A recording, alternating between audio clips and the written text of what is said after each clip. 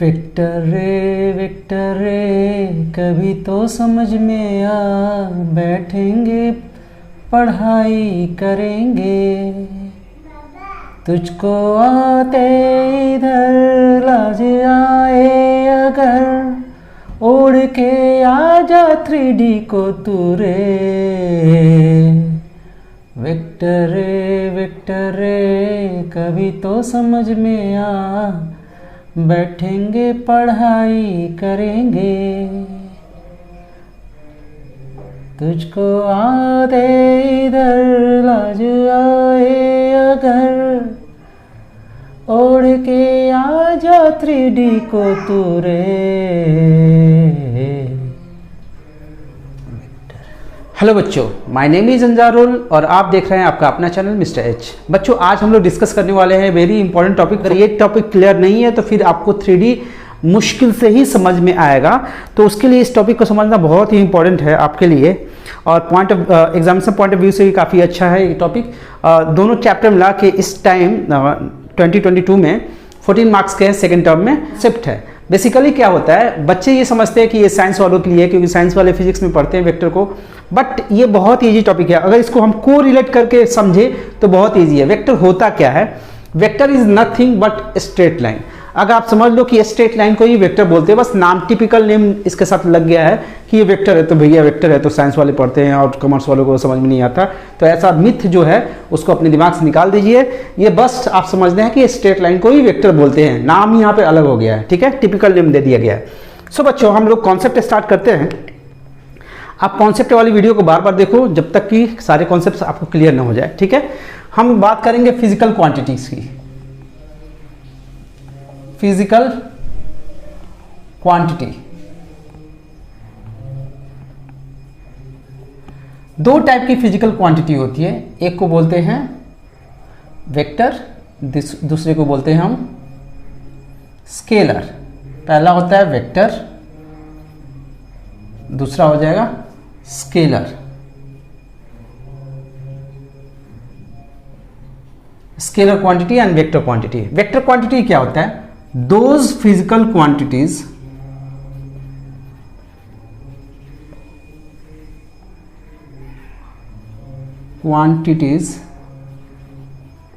which has magnitude as well as and direction। एक ऐसी physical quantities जिसमें magnitude भी हो और डायरेक्शन भी हो, उसको हम बोलेंगे वेक्टर। दोज फिजिकल क्वांटिटीज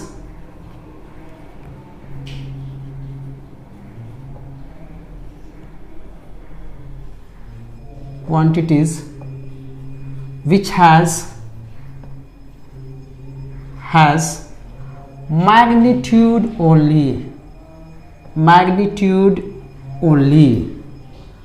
वो फिजिकल क्वांटिटी जिसमें सिर्फ मैग्नीट्यूड हो उसको हम क्या बोलेंगे? Scalar quantities. वो फिजिकल क्वांटिटीज जिसमें मैग्नीट्यूड हो एज वेल एज उसको डायरेक्शन भी हो, तो उसको बोलेंगे हम वेक्टर क्वांटिटी। मैंने आप लोगों को बोला था वेक्टर कुछ नहीं होता है, बस स्ट्रेट लाइन होता है। स्ट्रेट लाइन को वेक्टर समझना होता है। देखो, ये है स्ट्रेट लाइन हमारा, एक्चुअली लाइन सेगमेंट है, एक बड़े लाइन का पार्ट है, ठीक है ना, ये एक बड़े लाइन का पार्ट है। अब ये लाइन और वेक्टर में थोड़ा सा स्लाइटली डिफरेंस है। डिफरेंस क्या है? देखो, वेक्टर में क्या होता है? डायरेक्शन होता है। डायरेक्शन को हम एरो से इंडिकेट करते हैं। डायरेक्शन को कैसे इंडिकेट करते हैं? एरो से इंडिकेट करते हैं। अब डायरेक्शन का मतलब क्या होता है? मान लो ये लाइन है, तो ये लाइन अगर स्पेस में है, स्पेस में कोई लाइन है, तो इसको एक पर्टिकुलर डायरेक्शन में है ना, पर पर्टिकुलर डायरेक्शन में हो रहा है। सो ये लाइन का डायरेक्शन डिफाइन हो गया अगर, तो वो वेक्टर बन जाता है, ठीक है। अब देखो, मैग्नीट्यूड का क्या मतलब होता है? इसकी लंबाई। अगर आप स्केल से नापो तो अगर एक अजम्पशन ले ले, ये 1 सेंटीमीटर है, ये 1 सेंटीमीटर, तो इसकी लंबाई कितनी हो गई? 2 सेंटीमीटर। तो इसकी लेंथ हो गई, एक लाइन में लेंथ होता है, और जब उसको डायरेक्शन भी दे दिया जाता है तो वही लाइन कन्वर्ट हो जाता है किसमें? वेक्टर में। बस वेक्टर कुछ नहीं होता है, वो स्ट्रेट लाइन होता है। अब देखो, एक लाइन है, अगर ये लाइन है, इसकी मैग्नीट्यूड 2 है। मैग्नीट्यूड क्या है? इसकी लेंथ कितनी है? मैग्नीट्यूड का मतलब क्या हो गया? लेंथ। इसकी 2 सेंटीमीटर है। इसमें डायरेक्शन नहीं दिया तो ये स्केलर क्वांटिटी हो गई। तो those physical quantities which has only magnitude, सिर्फ लंबाई होनी चाहिए उसमें, तो उसको हम क्या बोलेंगे, स्केलर क्वांटिटी। और those physical quantities which has magnitude as well as direction, इसको डायरेक्शन भी है तो इसको हम क्या बोलेंगे, वेक्टर। सो बच्चों यहां पे देखो डायरेक्शन से क्या मतलब होता है, मान लो एक वेक्टर है ये, ठीक है, डायरेक्शन इधर दे दिया तो ये वेक्टर बन गया। डायरेक्शन से मतलब ये होता है, अगर देखो एक लाइन है, एक लाइन के दो पॉइंट होते हैं, ठीक है, एक को बोलते हैं इनिशियल पॉइंट, इसको बोलते हैं हम इनिशियल पॉइंट, इसको बोलते हैं हम इनिशियल पॉइंट, इसको बोलते हैं final point. Final point, terminal point, नाम है अलग अलग, टर्मिनल पॉइंट, कहीं कहीं भी बोला जाता है इसको हेड, इसको बोला जाता है टेल। ध्यान रखना आप लोग, ये वर्ड यूज हो सकता है, हेड और टेल, टेल ये होता है, हेड ये होता है, ठीक है। सो डायरेक्शन सेंस का मतलब क्या होता है, इसका डायरेक्शन है, इसको एरो दे दिया गया तो डायरेक्शन मिल गया। डायरेक्शन का मतलब क्या होता है वो ध्यान से देखें आप लोग। ये इनिशियल पॉइंट है, इनिशियल पॉइंट पर हमने क्या किया, एक डायरेक्शन सेंस, डायरेक्शन सेंस पता है आप लोगों को, नहीं पता है तो सुन लो ध्यान से। डायरेक्शन सेंस इसको बोलते हैं, ये होता है नॉर्थ, साउथ, ईस्ट, वेस्ट। तो ये डायरेक्शन सेंस है, इस पे, इस डायरेक्शन सेंस पे इसकी डायरेक्शन किधर हो रही है, तो यहां पे देखेंगे, मान लेते हैं 30 डिग्री है, तो इसको बोलेंगे ईस्ट से नॉर्थ की तरफ 30 डिग्री एंगल पे इंक्लाइंड है, ये इसका डायरेक्शन हो गया। डायरेक्शन का मतलब यह है कि कितने डिग्री एंगल पे ये लाइन किस डायरेक्शन में जा रही है, उसको बोलते हैं डायरेक्शन, ठीक है, समझ में आ गया ना। तो वो इसको एरो से हम इंडिकेट करते हैं, एरो ऐसे दे दिया तो देख रहे हो ना, नॉर्थ ईस्ट की तरफ जा रहा है, ऐसे नॉर्थ ईस्ट की तरफ, वो north of east 30 degree angle पे, नॉर्थ ऑफ ईस्ट यानी ईस्ट से नॉर्थ की तरफ 30 डिग्री एंगल पे है, ठीक है बच्चों, समझ में आ गया यहाँ पे। सो वेक्टर कुछ नया नहीं होता है, बस ये स्ट्रेट लाइन है। स्ट्रेट लाइन में क्या होता है, स्ट्रेट लाइन में सिर्फ लंबाई लेंथ होती है, अगर उसको डायरेक्शन दे दिया जाए तो वो वेक्टर बन जाता है, ठीक है। अब बात करते हैं कुछ टेक्निकल टर्म है, जैसे मान लेते हैं ये एक लाइन है या वेक्टर लगा लो, इसका ये होता है इनिशियल पॉइंट, ये होता है फाइनल पॉइंट, इसको ए से नाम दे दिया, इसको बी से नाम दे दिया, तो हम इसको हम इंडिकेट करेंगे ए बी। इनिशियल पॉइंट को पहले लिखते हैं, फाइनल पॉइंट को बाद में लिखते हैं, इस पे एरो डाल देते हैं ऐसे। एरो जब भी होता है वो फाइनल पॉइंट की तरफ ही होता है, एरो जब भी होता है कहाँ होता है, फाइनल पॉइंट की तरफ। ध्यान से सुन ले फिर से, अगर कोई लाइन है, इसके दो पॉइंट्स होते हैं, एक इनिशियल पॉइंट बोलते हैं, एक फाइनल पॉइंट बोलते हैं। अगर इसको वेक्टर फॉर्म में लिखना है तो पहले हम इनिशियल पॉइंट को लिखेंगे, देन फाइनल पॉइंट को लिखेंगे, इस पे एरो डालेंगे, एरो हमेशा फाइनल पॉइंट की तरफ ही होता है। ये बी है ना, तो बी की तरफ हम एरो डालेंगे, ठीक है, इतना क्लियर। अब देखो एक होता है इसकी लंबाई, इसकी लंबाई को क्या नाम बोला जाता है, लेंथ को बोला जाता है magnitude. Magnitude, magnitude of this vector A B, इसको कैसे इंडिकेट किया जाता है, देखो मॉड डाल दो, ये शो कर रहा है मैग्नीट्यूड, यानी कि ये इसका मतलब क्या हो गया कि आप इसका मैग्नीट्यूड बता रहे हो। मॉड का मतलब क्या हो गया, जब भी कोई वेक्टर है उसमें मॉड डाल देते हैं तो यानी कि वो क्या इंडिकेट कर रहा है कि उसकी मैग्नीट्यूड कितनी है, उसकी लंबाई कितनी है, ठीक है बच्चों, इतना क्लियर। सो ये हमारा बेसिक कॉन्सेप्ट है वेक्टर का। अब हम देखते हैं कि वेक्टर में कितनी चीजें और भी होती है। एक कॉन्सेप्ट है फ्री वेक्टर, क्या होता है बच्चों, ध्यान से सुनना, कुछ चीजें मैं आपको बता रहा हूं एक्स्ट्रा। ये है फ्री वेक्टर। फ्री वेक्टर क्या होता है, फ्री वेक्टर क्या होता है, फ्री वेक्टर क्या होता है, देखो कोई भी वेक्टर, अगर कोई भी वेक्टर या कोई भी लाइन है स्पेस में, उसको हम बोलेंगे free vector. Any vector in space is called free vector. Any vector in space is called free vector.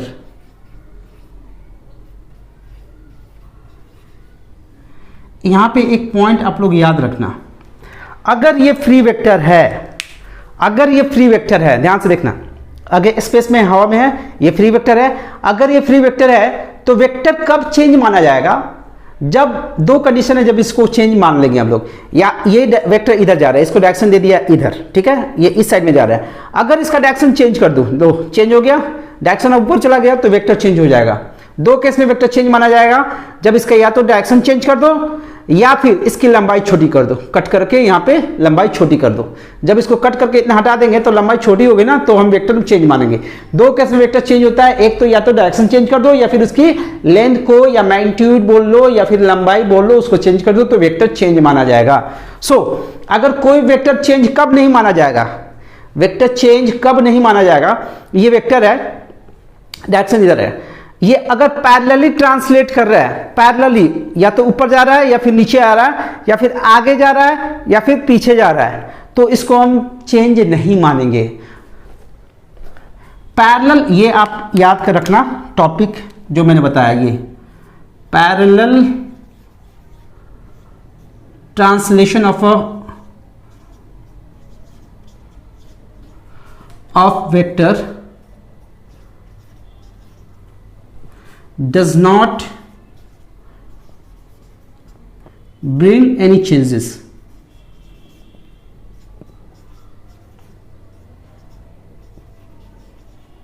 कोई भी चेंजेस नहीं लाता है। अगर पैरेलली हम किसी लाइन को या वेक्टर को हम ट्रांसलेट कराएं, पैरेलल, पैरेलल का मतलब क्या है, या तो ऊपर ले जाओ या फिर नीचे या फिर फॉरवर्ड या फिर बैकवर्ड, सेम डायरेक्शन सेम रखना है, ना ही इसकी लेंथ चेंज करनी है ना ही इसको डायरेक्शन चेंज करना है, तो ये वेक्टर हम क्या मानेंगे कि सेम ही वेक्टर है। ठीक है, तो parallel translation of any vector does not bring any changes in that vector. ठीक है, क्लियर है। तो ये फ्री वेक्टर अपने एनसीईआरटी बुक में छोटे से कॉलम में दे रखा है, फ्री वेक्टर, वो भी अच्छे से डिफाइन नहीं किया गया। सो ये हमारा कॉन्सेप्ट हो गया, वेक्टर क्या है, स्केलर क्या है, देन फ्री वेक्टर क्या है। अब देखते हैं पोजीशन वेक्टर क्या। पोजीशन वेक्टर, टॉपिक का नाम है पोजीशन वेक्टर, और ये बहुत ही इंपॉर्टेंट टॉपिक है for the 3D point of view से। अगर ये कॉन्सेप्ट यहाँ पे कॉन्सेप्ट, छोटा सा कॉन्सेप्ट दे रखा है, बट इस कॉन्सेप्ट का 3D में बहुत ज्यादा यूटिलाइज किया गया है। अगर ये कॉन्सेप्ट यहाँ पे क्लियर है ना, क्योंकि ये दोनों चैप्टर एक दूसरे से कनेक्टेड है, अगर आपका ये कॉन्सेप्ट क्लियर नहीं है तो 3D में बहुत ही ज्यादा प्रॉब्लम होने वाली है। तो ये कॉन्सेप्ट को ज्यादा अच्छे से समझने की कोशिश करना कि है क्या बता रहा हूं मैं आप लोगों को। ठीक है, पोजीशन वेक्टर, देखो बच्चों क्या होता है, पोजीशन वेक्टर हम किसका निकालते हैं, पोजीशन वेक्टर जब भी हम निकालते हैं एक पॉइंट का निकालते हैं, पॉइंट का पोजीशन वेक्टर होता है। तो यहां पर मैं लिख देता हूं, टॉपिक नहीं है, of a point, of a point. ठीक है बच्चों, पोजीशन वेक्टर हम किसका निकालते हैं, ऑफ अ पॉइंट, हम पॉइंट का पोजीशन वेक्टर निकालते हैं, ध्यान रखना इस चीज को। तो निकालते कैसे हैं वो देख लेते हैं। ये एक्सिस है हमारा, एक्स एक्सिस, ये वाई एक्सिस, ये जेड एक्सिस, कोई भी पॉइंट है यहां पे P। ठीक है, पोजीशन, इस पॉइंट का पोजीशन वेक्टर कैसे निकालेंगे, कुछ नहीं करना है, इस पॉइंट को लाके हम ओरिजिन से मिला देंगे। ठीक है बच्चों, समझ में आया, ये हो गया इसका पोजीशन वेक्टर। और एरो मार्क जो देंगे वो देंगे P की तरफ, क्योंकि एरो क्या होता है, एरो मार्क, एरो ऑलवेज, याद रखना ये बात, always away from origin, origin से हमेशा अवे होता है एरो मार्क, एरो जो होता है ऑलवेज अवे फ्रॉम ऑरिजिन होता है, ऑरिजिन से ऑलवेज अवे होता है। अच्छा बच्चों यहां पर देखो, इसको हम O बोलते हैं। सो इस वेक्टर को क्या लिखेंगे, स्टार्टिंग पॉइंट O था, फाइनल पॉइंट P था, इसको लिखेंगे OP। जब किसी वेक्टर में O आ जाए, ओरिजिन आ जाए, तो समझ जाना कि वो बात कर रहे हैं पोजीशन वेक्टर की। मैंने क्या बोला, जब भी किसी वेक्टर के स्टार्टिंग पॉइंट O हो, मींस ओरिजिन हो, तो आप समझ जाना कि बात कर रहा है वो पोजीशन वेक्टर की। यहां पे ये पोजीशन वेक्टर हो गया, OP is position vector, position vector.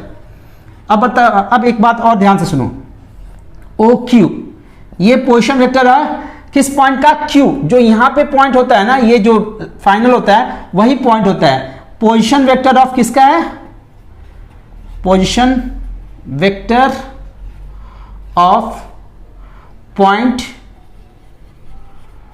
Q, Q point का ये पोजीशन वेक्टर है ऑफ पॉइंट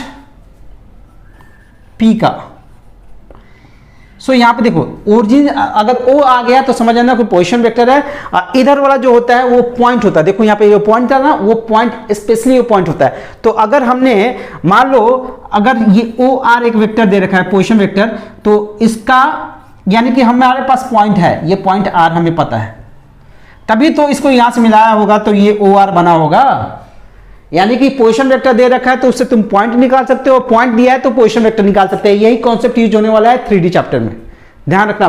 फिर से मैं रिपीट कर रहा हूं, अगर पॉइंट दे रखा है तो उसका पोजीशन वेक्टर निकाल सकते हैं, इसको सीधा ओरिजिन से मिला देना है। या फिर अगर पोजीशन वेक्टर दे रखा है तो उसका हम पॉइंट भी लिख सकते हैं। अगर ये पोजीशन वेक्टर है तो इसका पॉइंट ये वाला पॉइंट होता है, ये वाला इसका पॉइंट होता है, ये वाला। ध्यान रखना इस चीज को। क्लियर है इतना? ठीक है बच्चों। सो आगे नेक्स्ट टॉपिक देखते हैं, डायरेक्शन कोसाइंस। नेक्स्ट टॉपिक है डायरेक्शन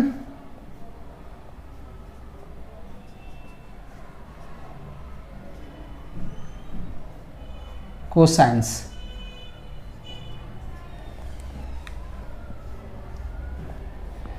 ये होता क्या है, नाम से ही बहुत से बच्चों को डर लग जाए, ठीक है, बट मैं आप लोगों को सिंपल तरीके से बता रहा हूं। जैसे आपने स्ट्रेट लाइन 11th क्लास में पढ़ा होगा ना, स्ट्रेट लाइन था एक उसमें, तो स्ट्रेट लाइन के लिए हमें दो चीज चाहिए होता था, एक passing point equation of straight line के लिए, एक चाहिए होता था, याद करो थोड़ा सा रिमाइंड करो, हाँ जी हाँ, स्लोप चाहिए होता था। तो वहां पे स्लोप बोलते थे। स्लोप कैसे निकालते थे, कोई भी लाइन है, अगर ये लाइन है हमारा, स्लोप कैसे निकालते थे, ये वाला एंगल हम ढूंढते थे, थीटा tan थीटा, यही स्लोप होता था, ये स्लोप होता था ना। तो direction cosine is nothing but it is the slope of a vector, vector का स्लोप होता है। तो अब यहां पे इसको कैसे डिफाइन किया गया है वो ध्यान से देखते हैं। कोई भी वेक्टर है, ये हमारा एक्स एक्सिस है, ये वाई एक्सिस है और ये हमारा जेड एक्सिस है, ये एक वेक्टर है, पोजीशन वेक्टर मान लेते हैं, ठीक है, ओ पी। अगर ये पोजीशन वेक्टर ओपी, ये वेक्टर ओपी जो है एक्स एक्सिस के साथ एंगल बना रहा है अल्फा, वाई के साथ बना रहा है बीटा और जेड के साथ बना रहा है gamma, then cos alpha comma cos beta comma cos gamma, ये होता है हमारा डायरेक्शन कोसाइंस। शॉर्ट फॉर्म है डीसी लिखते हैं इसको, D comma C, DC direction cosines इसी को बोलते हैं। ठीक है बच्चों, इतना समझ में आ गया ना। जैसे कि वहां पे tan थीटा बोलते थे हम स्लोप को, ये थीटा पता हो तो tan थीटा स्लोप होता था, यहाँ पे ये क्या होता था, स्लोप। वैसे ही यहाँ पे cos अल्फा, cos बीटा और cos गामा क्या होता है, डायरेक्शन कोसाइंस होता है। अब इन तीनों में एक रिलेशन है, वो रिलेशन क्या है आप ध्यान से देखो, cos square alpha plus cos square beta plus cos square gamma equal to होता है 1। ये क्या होता है, 1 होता है। ये रिलेशन है। इस रिलेशन को हम लोग प्रूव करेंगे 3D चैप्टर में, ठीक है। अभी वेक्टर में हमें प्रूव नहीं करना। इसको कहीं कहीं L भी लिखा जाता है, cos अल्फा को L लिखा जाता है,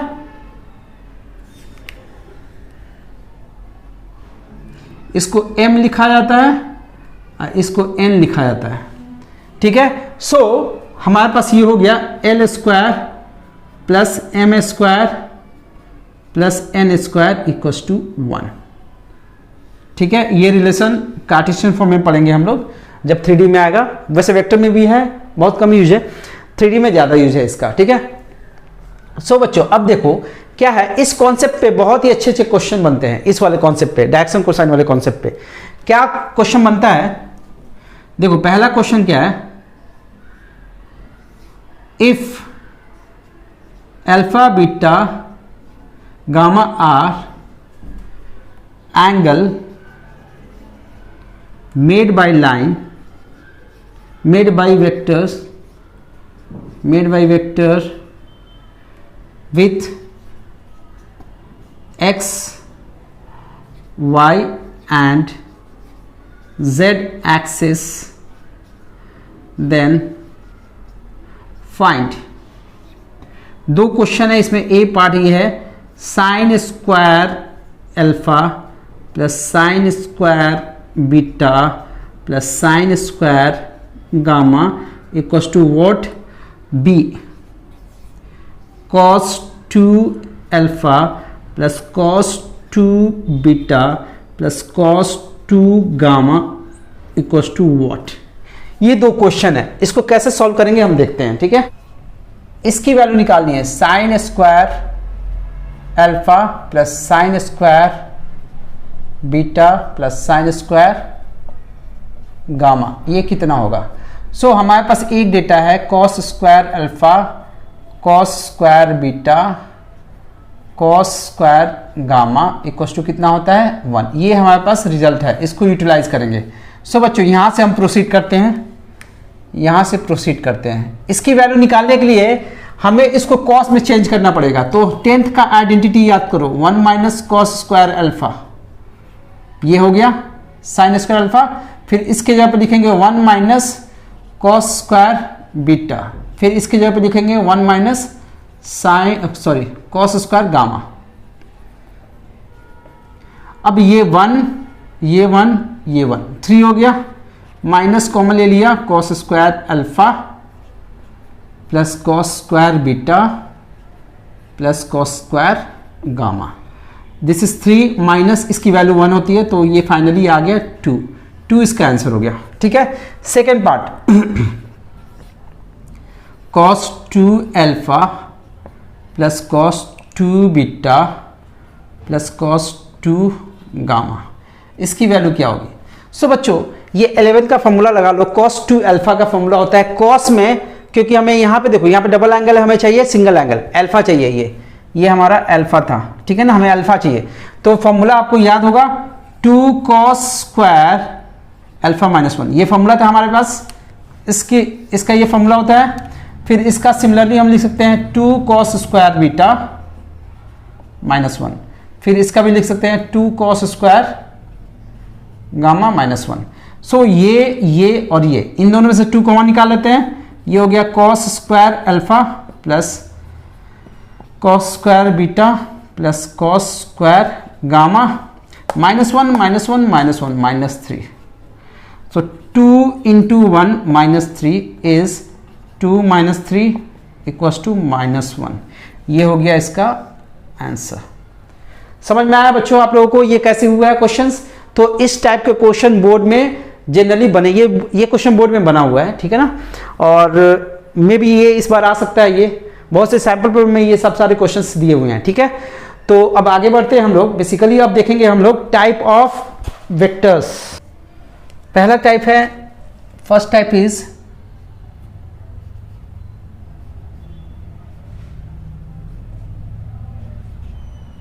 जीरो वेक्टर। सो बच्चों नाम से पता चल रहा है a vector having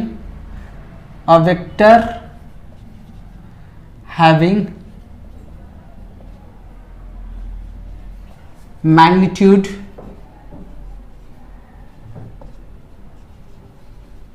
zero is called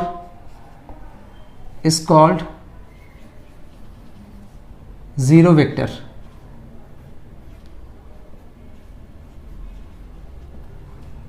It can have any direction।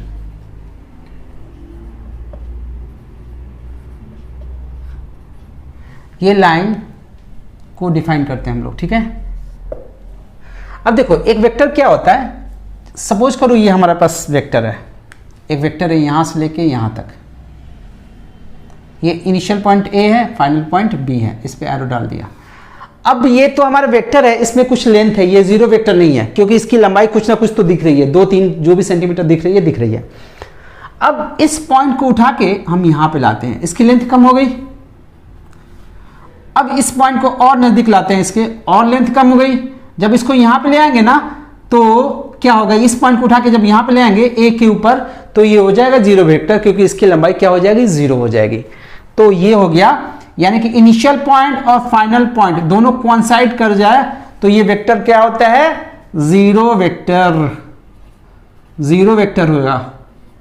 ठीक है बच्चों, समझ में आया। सो आपको ये समझना है कि कोई वेक्टर जिसका इनिशियल पॉइंट और फाइनल पॉइंट दोनों सेम हो उसको क्या बोलेंगे, हम जीरो वेक्टर बोलेंगे। और zero vector nothing is nothing, it is only a point को ही बोलते हैं जीरो वेक्टर। सिंस ये वेक्टर है, इसके साथ नाम लग गया जीरो वेक्टर, तो वेक्टर लग गया तो इसको डायरेक्शन होगा।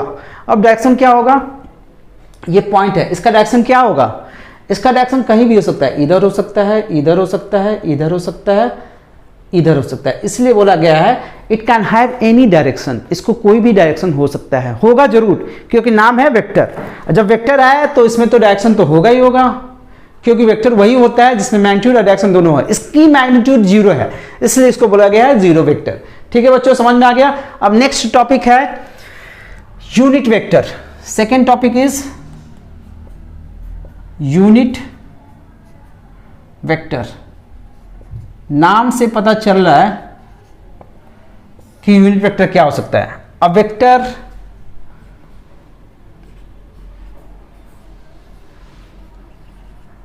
having magnitude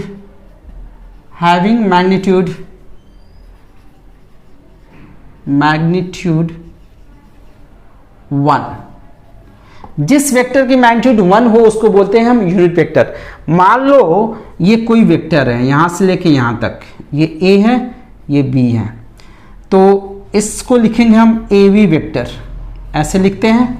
ठीक है, और इसका मैग्नीट्यूड को कैसे लिखेंगे, AB वेक्टर का ये हो गया लंबाई, लेंथ हो गई। ठीक है ना, ये लेंथ हो गया, ये हो गया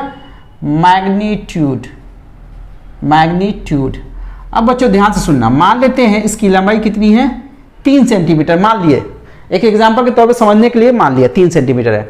तो इस वेक्टर को इसकी लंबाई से डिवाइड कर दें, इस वेक्टर को इसकी लंबाई से डिवाइड कर देंगे, 3 से डिवाइड कर देंगे तो एक ये वेक्टर मिल जाएगा ना, इसी को बोलेंगे यूनिट वेक्टर। यानी कि कोई भी वेक्टर का यूनिट वेक्टर आप निकाल सकते हो अगर उसको, इसी वेक्टर को अगर इसके लंबाई मीन्स इसके मैग्नीट्यूड से अगर हम डिवाइड कर दें तो ये जो वेक्टर बनेगा वो बनेगा यूनिट वेक्टर। समझ में आ गया।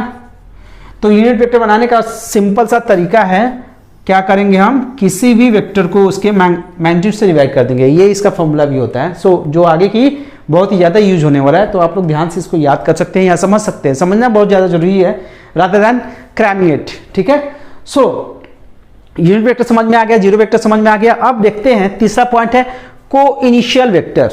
इसको रख, को इनिशियल वेक्टर। नाम से पता चल रहा है टू और more vector are said to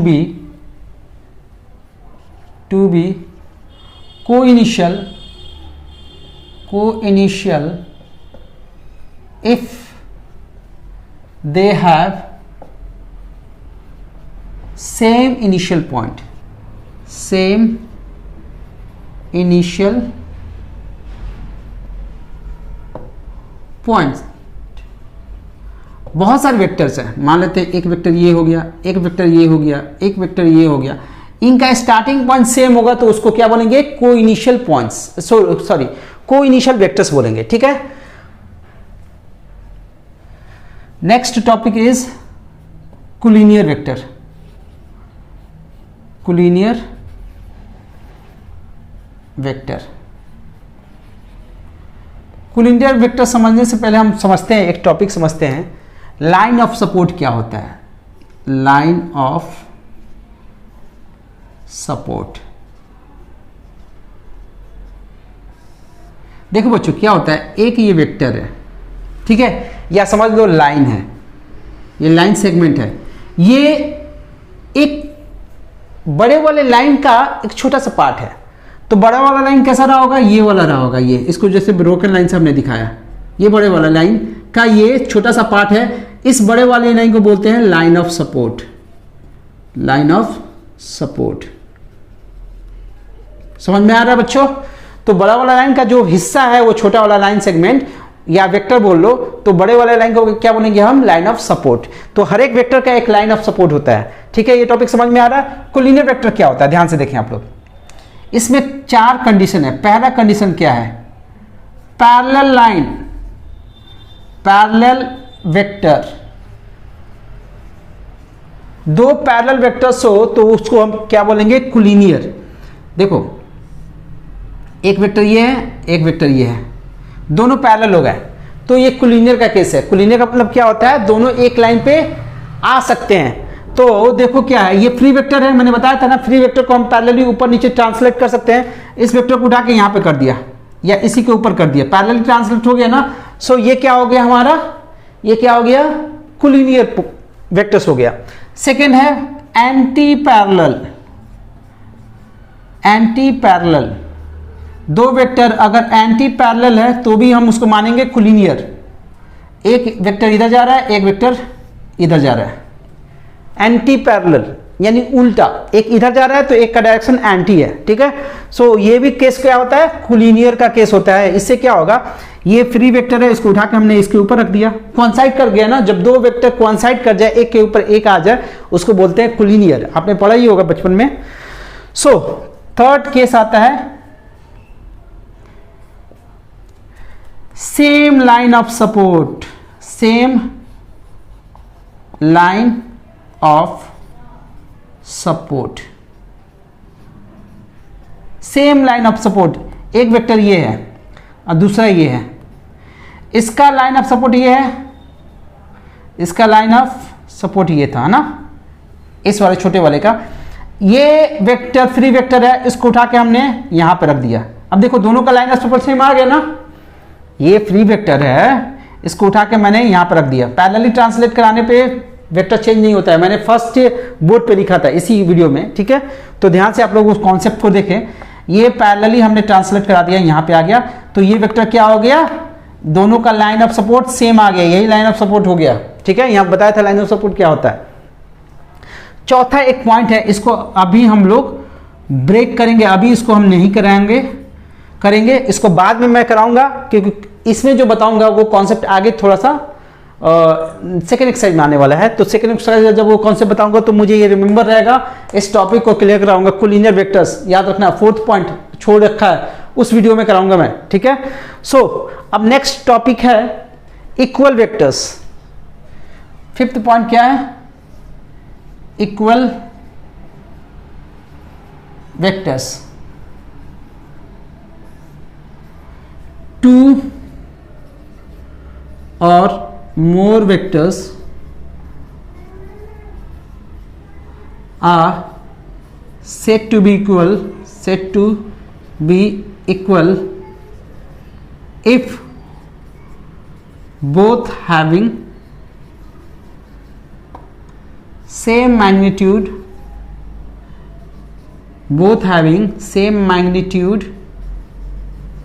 and direction।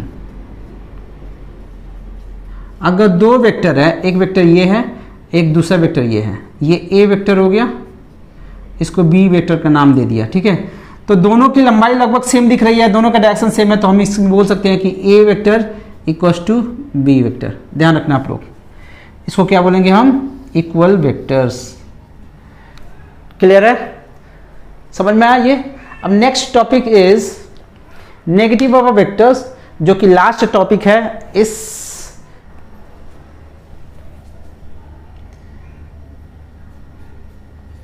Negative of a vector. देखो बच्चों होता क्या नेगेटिव ऑफ वेक्टर, एक वेक्टर ये है ए, जब हम इसमें माइनस से मल्टीप्लाई करेंगे ना तो क्या होगा, कुछ नहीं चेंजेज होगा, बस इसका डायरेक्शन चेंज हो जाएगा। लेंथ सेम रहेगी, देखो लेंथ सेम रहेगी, जितनी लेंथ इसकी है उतनी लेंथ ये होगी, बस माइनस साइन लगाने का मतलब क्या होता है, ठीक एंटी पैरेलल हो जाएगा, एंटी हो जाएगा इसका डायरेक्शन। बस पहले लाइन ऐसे जा रहा था, अब लाइन ऐसे जाना शुरू हो जाएगा, क्योंकि इसमें हमने नेगेटिव से मल्टीप्लाई किया है। तो समझ में आ गया ना, ये टॉपिक बहुत ही इंपॉर्टेंट, आप याद रखना। नेगेटिव ऑफ वेक्टर का मतलब क्या होता है, सिर्फ दो वेक्टर अगर एक पॉजिटिव है एक नेगेटिव है तो उसमें रिलेशन यही होगा कि दोनों एंटी पैरेलल हो जाएंगे, एक अगर इस डायरेक्शन में जा रहा है तो दूसरा ऐसे जाएगा, ठीक है, समझ में आ गया। अब यहाँ पे पहला एक्सरसाइज बहुत काफ़ी इजी है बच्चों, सो आप लोग इसके क्वेश्चंस कर सकते हो, कुछ एग्जाम्पल भी है, आई थिंक क्वेश्चन करने लायक है। Then question number 4, question number 5, ये 3 क्वेश्चन करने वाला है। 2 क्वेश्चन क्वेश्चन नंबर 2 और क्वेश्चन नंबर 3 छोड़ सकते हो, ये पेपर में नहीं आता, ये बेसिकली साइंस वालों को के लिए थोड़ा ईजी पड़ता है, कॉमर्स वालों के लिए थोड़ी दिक्कत हो जाती है इसमें, क्योंकि ये इसमें फिजिक्स के टर्म्स यूज किए गए हैं, ठीक है बच्चों। सो क्वेश्चन देख ही लेके हम लोग एक क्वेश्चन देख लेते हैं, एक्सरसाइज 10.1 का क्वेश्चन नंबर 1, 10.1 का क्वेश्चन नंबर 1, एक्सरसाइज 10.1 क्वेश्चन 1। इसमें क्या दिया है, रिप्रेजेंट ग्राफिकली और डिस्प्लेसमेंट ऑफ 40 किलोमीटर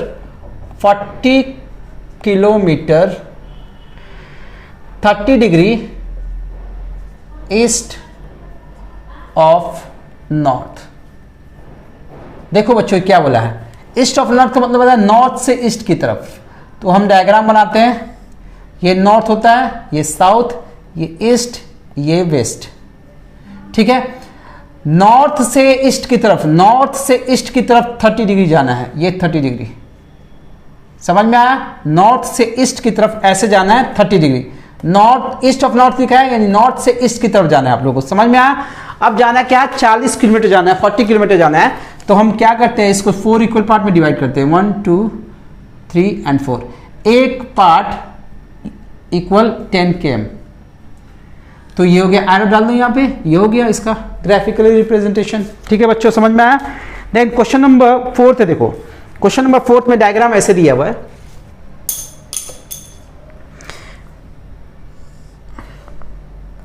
ये स्क्वायर दिया है, ऐसे स्क्वायर है, ये ए बी वेक्टर नाम दे दिया है, ये सी वेक्टर और ये डी वेक्टर, इधर एरो है यहाँ पे, इसका एरो इधर है, इसका एरो इधर है, इसका एरो इधर है। सो बच्चों इसमें बताना क्या है कि पहला क्वेश्चन, कौन कौन सा वेक्टर को इनिशियल है, को इनिशियल कौन सा होगा, दो जिसका इनिशियल पॉइंट सेम हो। तो एक वेक्टर ये है, एक वेक्टर ये है, इसका इनिशियल पॉइंट सेम है, देख रहे हो ना यहाँ पे। तो ए कॉमा डी, ये जो दो वेक्टर होंगे को इनिशियल होंगे। सेकेंड इक्वल वेक्टर कौन सा होगा, इक्वल देखो, इक्वल मीन्स डायरेक्शन भी सेम होना चाहिए और मैग्नीट्यूड भी। सिंस ये स्क्वायर है तो मैग्नीट्यूड तो सेम होगा, सबकी लंबाई सेम होगी, बट डायरेक्शन देखो ये दोनों इक्वल है, डी इक्वल बी होगा, ए सी नहीं होगा क्योंकि इसका डायरेक्शन इधर है, सी का डायरेक्शन इधर है, ठीक है। थर्ड पॉइंट, थर्ड क्या है, थर्ड क्या बोला है, कोलिनियर होगा बट नॉट इक्वल। कोलिनियर होगा तो ये कोलिनियर है, एंटी पैरेलल का केस बताया था ना, बोर्ड पे देख लेना आप लोग, थोड़ा सा बैक जाके आप वीडियो में बैक जाके देख सकते हो। एंटी पैरेलल का केस क्या होता है, कोलिनियर, तो ये एंटी पैरेलल है, साथ के साथ बोला है कि इक्वल नहीं होना चाहिए। सो ये वाला केस होगा, ए कॉमा सी, ये हमारा क्या होगा, कोलिनियर होगा बट नॉट इक्वल होगा। Next question number 5, A and minus A, क्या ये कोलिनियर होगा, ए इधर होगा तो माइनस ए किधर हो जाएगा, इधर। सो ये कोलिनियर है, एंटी पैरेलल का केस कोलिनियर होता है, कॉन्सेप्ट में चले जाओ आप लोग। Second, two collinear vectors are always equal in magnitude. Two collinear vectors, collinear vector तो ये भी होता है ना, ये कोलिनियर वेक्टर होता है, क्या ये इक्वल हो सकता है, हो सकता है, मैग्नीट्यूड भी इक्वल हो सकता है। अगर इसकी लंबाई बढ़ा दे तो क्या इनकी मैग्नीट्यूड इक्वल होगी ऑलवेज, तो ये फॉल्स है, ये इक्वल नहीं होगा, ये ट्रू था, ये फॉल्स। बोला क्या है, क्वेश्चन ध्यान से सुनो, दो कोलिनियर वेक्टर्स है, are always equal in magnitude. दूसरा केस ये ले लो, दूसरा इसमें ये एक वेक्टर हो गया, एक वेक्टर ये हो गया, ये कोलिनियर है, पैरेलल का केस है, क्या इन दोनों की लंबाई सेम है, मैग्नीट्यूड सेम है, नहीं, फॉल्स है ये। Third, two vectors having same magnitude are collinear. Third point क्या बोला है कि दो वेक्टर है, एक ये है, इसकी लंबाई कितनी है, इतनी है, एक वेक्टर इधर ले लिया, इसकी भी लंबाई सेम है, 2-2 सेंटीमीटर का है मान लेते हैं, ठीक है। क्या ये दोनों इक्वल होंगे या कोलिनियर होंगे, कोलिनियर के लिए क्या होना चाहिए, पैरेलल या एंटी पैरेलल। तो एक का डायरेक्शन इधर है, एक का डायरेक्शन इधर है, तो ये मैग्नीट्यूड दोनों की सेम है लेकिन ये कोलिनियर नहीं है, तो ये है फॉल्स। समझ में आ रहा है, एक एग्जांपल ले लिया। फोर्थ पॉइंट क्या बोला है बच्चों, ध्यान से देखो, two collinear vectors having the same magnitude are equal. दो कोलिनियर वेक्टर है, एक इधर ले लिया, एक इधर ले लिया, इनका मैग्नीट्यूड सेम है, तो क्या ये इक्वल वेक्टर है, दो कोलिनियर वेक्टर जिनका मैग्नीट्यूड सेम है, क्या इक्वल वेक्टर होंगे। अगर इस वाले केस को लोगे तो ये तो दोनों इक्वल हो जाएंगे, बट क्या ये वाला इक्वल होगा? इक्वल वेक्टर का कॉन्सेप्ट ये है कि डायरेक्शन सेम होना चाहिए, लेंथ भी सेम होनी चाहिए। तो लेंथ तो यहाँ पर सेम है बट डायरेक्शन सेम नहीं है, सो ये it is a not a sorry equal vectors, ये इक्वल वेक्टर नहीं हो सकते हैं। ठीक है बच्चों, तो फर्स्ट एक्सरसाइज ओवर हो चुकी है। आप इसके कॉन्सेप्ट को ध्यान से पढ़ें क्योंकि ये कॉन्सेप्ट 3D में जाने वाला है, काफ़ी इंपॉर्टेंट टॉपिक है। दिमाग में जो मिथ लगी हुई है कि ये वेक्टर सिर्फ साइंस वालों के लिए, इसको दिमाग से निकाल दीजिए।